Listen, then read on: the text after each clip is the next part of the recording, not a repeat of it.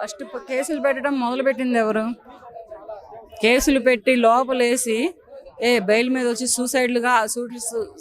ఒక మనిషి సూసైడ్ చేసుకొని చనిపోయేదాకా తీసుకెళ్ళింది ఎవరు? మరి ఇది ప్రతిపక్షం మీద కేసులు పెట్టడం ఎట్లా అవుతుంది?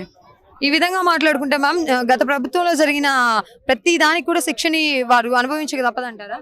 అనుభవించేది ఏముంది? ఇప్పుడు నోరు మంచిది అయితే ఊరు మంచిది ఉంటుంది, నోరు మంచిగా లేకపోతే ఊరు కూడా చెడుగానే ఉంటుంది. ఊరు తలా కర్ర చెప్పో చీపురో తీసుకొని తరిమి కొడతారు. వీళ్ళు ఒకప్పుడు వీళ్ళకి రాజకీయ భిక్ష పెట్టిన వాళ్ళనే, రాజకీయంలో ఓనమాలు నేర్పిన వాళ్ళనే, అసలు రాజకీయం అంటే ఏంటో తెలియజేసి రుచి చూపించిన వాళ్ళనే పట్టుకొని తిడితే మరి ఆ శిక్ష అనుభవించాలి కదా. సూసైడ్లు చేసుకొని చనిపోయారు గత ప్రభుత్వంలో, తెలుసా?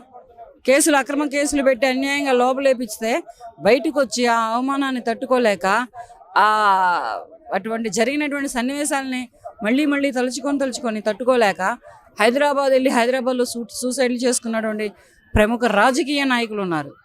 కోడెల శివప్రసాద్ గారు, ఆయన సూసైడ్ చేసుకున్నాడు. ఆయన ఎప్పటి రాజకీయ నాయకుడు? ఆయన రాజకీయంతో పోల్చుకుంటే జగన్కి చరిత్ర సరిపోదు.